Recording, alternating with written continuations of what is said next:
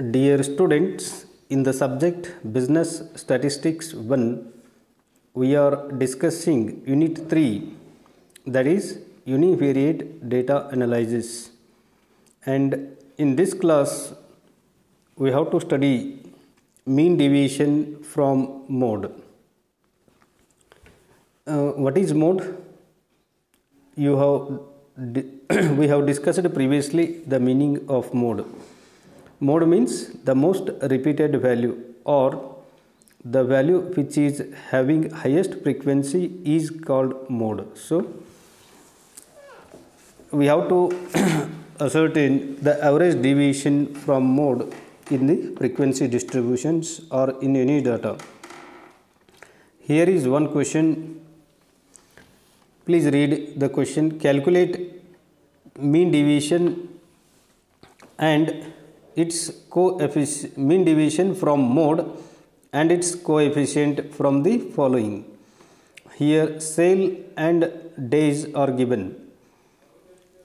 Sale ಮತ್ತು days ಕೊಟ್ಟಿದ್ದಾರೆ. Sale ಅಂದರೆ ನಾವು ಅದಕ್ಕೆ ಎಕ್ಸ್ ಎಂದು ಕರೆಯುತ್ತೇವೆ ಮತ್ತು ಡೇಸ್ ಅದಕ್ಕೆ ಫ್ರೀಕ್ವೆನ್ಸಿ ಎಂದು ಕರೆಯುತ್ತೇವೆ.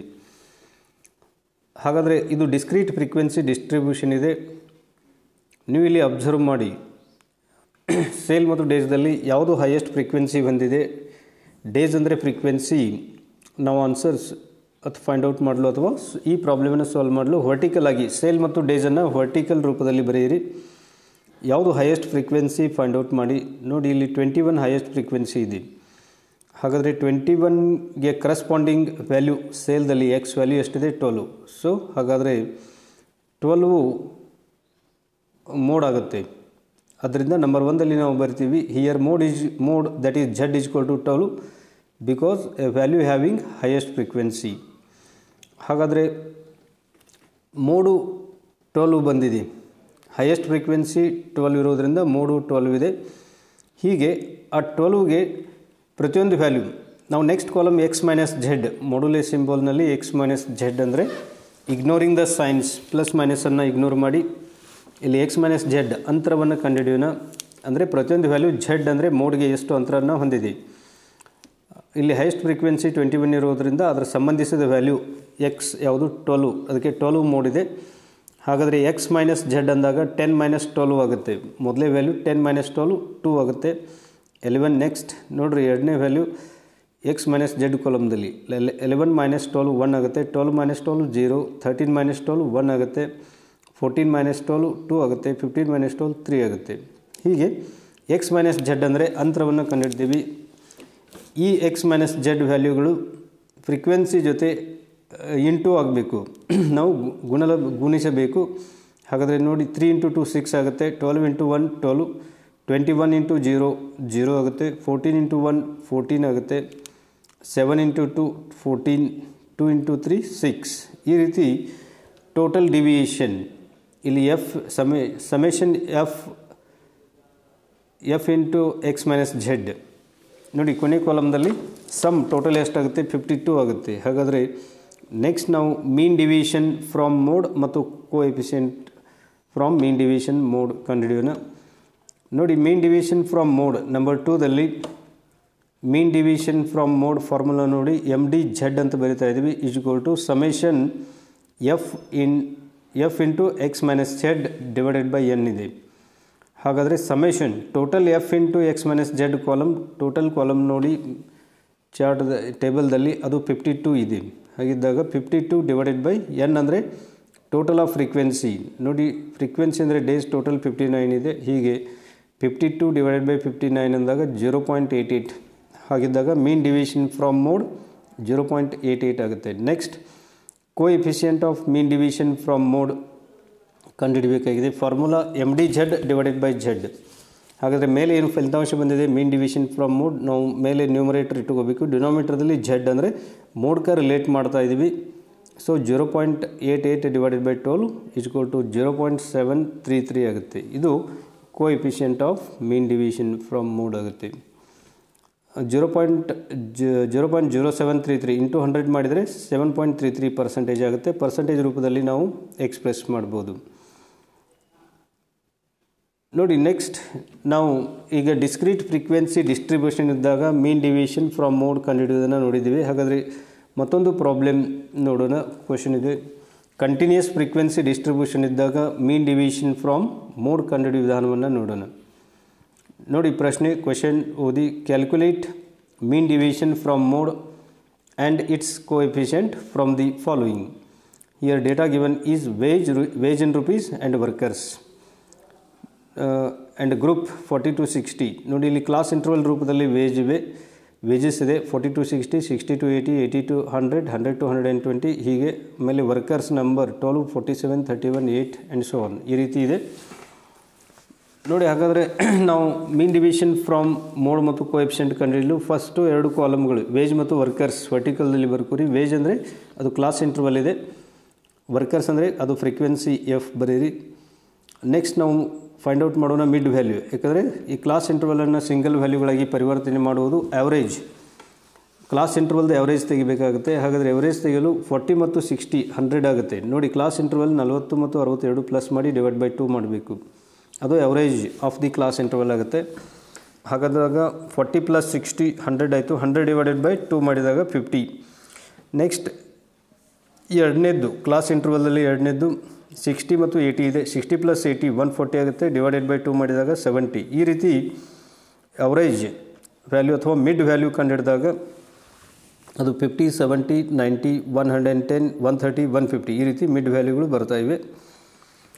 ಆಮೇಲೆ ನಾವು ಇಲ್ಲಿ ಮೋಡನ್ನು ಫೈಂಡ್ ಔಟ್ ಮಾಡೋಣ. ಆಮೇಲೆ ಮೋಡ್ಗೆ ಪ್ರತಿಯೊಂದು ವ್ಯಾಲ್ಯೂಗಳು ಡಿವಿಯೇಷನ್ಸನ್ನು ಕಂಡುಹಿಡಿಯೋಣ. ಆಮೇಲೆ ಟೋಟಲ್ ಡಿವಿಯೇಷನ್ಸ್ ಕಂಡುಹಿಡಿದು ಆವ್ರೇಜ್ ಡಿವಿಯೇಷನ್ಸ್ ಕಂಡುಹಿಡಬೇಕಾಗಿದೆ. ನೋಡಿ ಹಾಗಾದರೆ ಹಿಯರ್ ಹೈಯೆಸ್ಟ್ ಫ್ರೀಕ್ವೆನ್ಸಿ ಇಸ್ 47. ಫ್ರೀಕ್ವೆನ್ಸಿಲಿ ನೋಡಿ ಹೈಯೆಸ್ಟ್ ಇರೋದು 47. So modal class is equal to 60 to 80. ಆ 47ಗೆ ಸಂಬಂಧಿಸಿದ ಒಂದು ಕ್ಲಾಸ್ ಇಂಟರ್ವಲ್ ಮೋಡಲ್ ಕ್ಲಾಸ್ ಇದೆ, ಅದು 60 to 80. ಹಾಗಾದರೆ ನೆಕ್ಸ್ಟ್ ನಾವು ಮೋಡ್ ಫಾರ್ಮುಲಾ ಬಳಸಿ ಇಲ್ಲಿ ಮೋಡನ್ನು ಫೈಂಡ್ ಔಟ್ ಮಾಡಬೇಕು. ಕಂಟಿನ್ಯೂಸ್ ಫ್ರೀಕ್ವೆನ್ಸಿ ಡಿಸ್ಟ್ರಿಬ್ಯೂಷನ್ ಈ ರೀತಿ ಇದ್ದಾಗ ಮೋಡ್ ಈಸ್ ಈಕ್ವಲ್ ಟು ನೋಡಿ ಫಾರ್ಮುಲಾ ನಂಬರ್ 1ದಲ್ಲಿ mode that is Z is equal to L plus F minus F1 divided by 2F minus F1 minus F2 into C. ಇದು formula ಇದೆ. ಇಲ್ಲಿ L ಅಂದರೆ lower limit of the modal class. Modal class 60 to 80 ಇದೆ ನೋಡಿರಿ. ಹಾಗಾದರೆ 60 ಇದು lower limit of the modal class ಇದೆ. Next F ಅಂದರೆ frequency of the modal class. Modal ಕ್ಲಾಸ್ಗೆ ಸಂಬಂಧಿಸಿದ ಫ್ರೀಕ್ವೆನ್ಸಿ 47 ಇದೆ. ಹಾಗಾದರೆ 47 ಎಫ್ ಈಸ್ ಈಕ್ವಲ್ ಟು 47 ಆಗುತ್ತೆ. Next F1 is equal to 12. Modal ಕ್ಲಾಸ್ಗಿಂತ ಹಿಂದಿನ ಫ್ರೀಕ್ವೆನ್ಸಿ F1 ಆಗುತ್ತೆ. ಅದಕ್ಕೆ F1 is equal to frequency of the class preceding to the modal class ಅಂತೀವಿ. ಹಾಗಾದರೆ ಮೋಡಲ್ ಕ್ಲಾಸ್ಗಿಂತ ಹಿಂದಿನ ಫ್ರೀಕ್ವೆನ್ಸಿ ತೊಗೋಬೇಕು, ಅದು 12 ಇದೆ. F2 ಅಂದಾಗ ಮೋಡಲ್ ಕ್ಲಾಸ್ಗಿಂತ ಮುಂದಿನ ಫ್ರೀಕ್ವೆನ್ಸಿ F2 ಅದು 31 ಇದೆ. So frequency of the class succeeding to the modal class ಇದೆ, ಅದು 31 ಇದೆ. ಹೀಗೆ ಆಮೇಲೆ ಸಿ ಅಂದರೆ width of the modal class. ನೋಡಿ ಹಾಗಾದರೆ ಇಲ್ಲಿ ವಿಡ್ತ್ 60 to 80.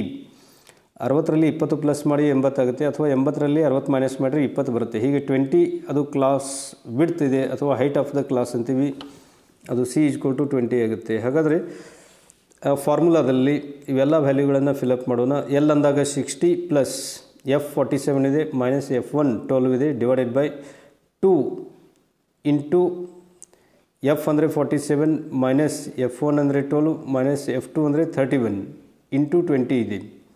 ಹೀಗೆ 60 ಪ್ಲಸ್ ನೋಡಿ ನೆಕ್ಸ್ಟ್ ವ್ಯಾಲ್ಯೂದಲ್ಲಿ 47ರಲ್ಲಿ 12 ಮೈನಸ್ ಮಾಡಿ ಇಂಟು 20 ಮಾಡಿ ಅದು 700 ಆಗುತ್ತೆ. 47 ಮೈನಸ್ 12 35 ಬರುತ್ತೆ. 35 ಇಂಟು 20 ಮಾಡಿದಾಗ ಅದು 700. ಇದು ನ್ಯೂಮರೇಟರ್ದಲ್ಲಿ ಡಿವೈಡೆಡ್ ಬೈ 2 ಇಂಟು 47 94 ಆಗುತ್ತೆ. ಮೈನಸ್ 12 ಮೈನಸ್ 31 ಮಾಡಿದಾಗ 51 ಬರುತ್ತೆ. ಹೀಗೆ ಫೈನಲಿ 60 ಪ್ಲಸ್ ನೋಡಿ ಮುಂದೆ 700 ಡಿವೈಡೆಡ್ ಬೈ 51 ಮಾಡಿದಾಗ 13.73.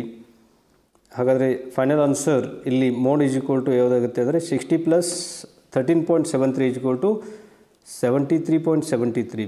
ಹಾಗಾದರೆ ನೋಡಿ ಮೋಡಲ್ ಕ್ಲಾಸ್ ಏನಿದೆ 60 to 80. ಆ 60 to 80 ಒಳಗಿನ 60 to 80 ಆ ರೇಂಜ್ ಆ ಒಂದು ಗ್ರೂಪ್ದಲ್ಲಿಂದ ಯಾವುದಾದ್ರೂ ಒಂದು ವ್ಯಾಲ್ಯೂ 60 to 80ಗಳಿಂದನೇ ಯಾವುದಾದ್ರೂ ಒಂದು ವ್ಯಾಲ್ಯೂ ಮೋಡ್ ಇರುತ್ತೆ. ಹಾಗಾದರೆ ಇಲ್ಲಿ 73.73 ಇದೆ, 73 ಇದೆ. ನೆಕ್ಸ್ಟ್ ನಾವು ಮೀನ್ ಡಿವಿಷನ್ ಫ್ರಮ್ ಮೋಡನ್ನು ಕಂಡುಹಿಡಿಯೋಣ. ಫಾರ್ಮುಲಾ ನೋಡಿ ನಂಬರ್ 2ದಲ್ಲಿ ಮೀನ್ ಡಿವಿಷನ್ ಫ್ರಮ್ ಮೋಡ್, ಅದಕ್ಕೆ ನಾವು ಎಮ್ ಡಿ ಝೆಡ್ ಬರಿತಾ ಇದ್ವಿ. ಎಮ್ ಡಿ ಝೆಡ್ ಅಂದರೆ mean division from mode is equal to formula ನೋಡಿ summation F into X minus Z. ನಾವು ಟೇಬಲ್ದಲ್ಲಿ ಕೊನೆ ಕಾಲಮ್ದಲ್ಲಿ ನೋಡಿ, ಟೇಬಲ್ದಲ್ಲಿ ಆನ್ಸರ್ದಲ್ಲಿ ಕೊನೆ column F into X minus Z. ಪ್ರತಿಯೊಂದು ಡಿವಿಷನ್ ವ್ಯಾಲ್ಯೂಗೆ ಡಿವಿಷನ್ಸ್ ಕಂಡುಹಿಡಿದು ಆ ಡಿವಿಷನ್ಸ್ಗಳು ಫ್ರೀಕ್ವೆನ್ಸಿ ಜೊತೆ ಇಂಟು ಮಾಡಿ ಬಂದಂಥ ವ್ಯಾಲ್ಯೂ ಅವುಗಳನ್ನ ಟೋಟಲ್ ಮಾಡಿದಾಗ 1595.95 ಇದೆ ಕೊನೆ ಕಾಲಮ್ದಲ್ಲಿ ನೋಡಿ. ನೆಕ್ಸ್ಟ್ ಹಾಗಿದ್ದಾಗ ಅದು mean summation F into X minus Z 1595 0.95 ಆಗುತ್ತೆ, ಡಿವೈಡೆಡ್ ಬೈ ಎನ್ ಅಂದರೆ ಟೋಟಲ್ ಆಫ್ ಫ್ರೀಕ್ವೆನ್ಸಿ 103 ಇದೆ. ಫ್ರೀಕ್ವೆನ್ಸಿ ಟೋಟಲ್ ಅಂದರೆ ಅದು ವ್ಯಾಲ್ಯೂಗಳ ಸಂಖ್ಯೆ 103 ಇದೆ. ಯಾಕಂದರೆ ವ್ಯಾಲ್ಯೂ ರಿಪೀಟ್ ಆಗಿದ್ದು ಫ್ರೀಕ್ವೆನ್ಸಿ ಇರುತ್ತೆ. ಹಾಗಿದ್ದಾಗ ಒಟ್ಟು ಇಲ್ಲಿ 1595.95 ಡಿವೈಡೆಡ್ ಬೈ 103, ಫ್ರೀಕ್ವೆನ್ಸಿ ಟೋಟಲ್ 103 ಇದೆ. ಹಾಗಾದರೆ ಮೀನ್ ಡಿವಿಷನ್ ಫ್ರಮ್ ಮೋಡ್ 15.49 ಬರುತ್ತೆ answer. Mean division from mode that is 15.49. Next number 3ದಲ್ಲಿ coefficient of mean division from mode, co F T M D Z ಬರಿತೀವಿ is equal to M D Z divided by Z. ಅಂದರೆ ಮೇಲೆ ಬಂದಂಥ ಫಲಿತಾಂಶ ಮೀನ್ division from ಮೋಡನ್ನು ನಾವು numerator ಮೇಲೆ ಇಟ್ಟುಕೊಂಡು denominator ಕೆಳಗೆ ಅದು ಮೋಡ್ಗೆ ರಿಲೇಟ್ ಮಾಡ್ತಾಯಿದ್ವಿ. ಎಲ್ಲ ಮೀನ್ ಡಿವಿಷನ್ ಫ್ರಾಮ್ದಲ್ಲಿ ಮೀನಕ್ಕೆ ರಿಲೇಟ್ ಮಾಡ್ತಾಯಿದ್ವಿ. ಮೀನ್ ಡಿವಿಷನ್ ಫ್ರಾಮ್ ಮೀಡಿಯನ್ದಲ್ಲಿ ಮೀಡಿಯನ್ ಎಮ್ ಇ ತೊಗೋತೀವಿ. ಹಾಗಾದರೆ ಮೀನ್ ಡಿವಿಷನ್ ಫ್ರಾಮ್ ಮೋಡ್ದಲ್ಲಿ ಝೆಡ್ ತೊಗೋತಾ ಇದ್ವಿ. ಈ ರೀತಿ 15.49 divided by 73.73 is equal to 0.21 ಆಗುತ್ತೆ. ಹಾಗೆ coefficient of mean division from mode 0.21 ಆಗುತ್ತೆ. ನೋಡಿ, ಈ ರೀತಿ ನಾವು ಈಗಾಗಲೇ ಹಿಂದಿನ ಕ್ಲಾಸಲ್ಲಿ ಮೀನ್ ಡಿವಿಷನ್ ಫ್ರಾಮ್ ಮೀನ್ ಹಾಗೂ ಮೀನ್ ಡಿವಿಷನ್ ಫ್ರಾಮ್ ಮೀಡಿಯನ್ ಕಲ್ತಿದ್ದೀವಿ. ಈಗ ಮೀನ್ ಡಿವಿಷನ್ ಫ್ರಾಮ್ ಮೋಡ್ ಸಹಿತ ಕಂಡುಹಿಡಿಯುವ ವಿಧಾನವನ್ನು ಇಲ್ಲಿ ಡಿಸ್ಕಷನ್ ಮಾಡಿದ್ದೀವಿ. ಏನಾದರೂ ಡೌಟ್ಸ್ ಪ್ರಾಬ್ಲಮ್ಸ್ ಇದ್ದರೆ ತಾವು ಕೇಳ್ಬೋದು. ಜಾಸ್ತಿ ಪ್ರಾಬ್ಲಮ್ಗಳು ಬುಕ್ನಲ್ಲಿ ಸಾಲ್ವ್ಡ್ ಪ್ರಾಬ್ಲಮ್ಗಳನ್ನ ಮತ್ತೆ ಅಬ್ಸರ್ವ್ ಮಾಡಿ. ನಾವು next important discussion standard division ಇದೆ. ಸ್ಟ್ಯಾಂಡರ್ಡ್ ಡಿವಿಷನ್ ಮತ್ತು ಕೋಎಫಿಷಿಯೆಂಟ್ ಆಫ್ ವೇರಿಯೇಷನ್ ಇಂಪಾರ್ಟೆಂಟ್ ಇದೆ. ನೆಕ್ಸ್ಟ್ ಕ್ಲಾಸ್ನಲ್ಲಿ ಅದರ ಬಗ್ಗೆ ಡಿಸ್ಕಷನ್ ಮಾಡೋಣ. Thank you.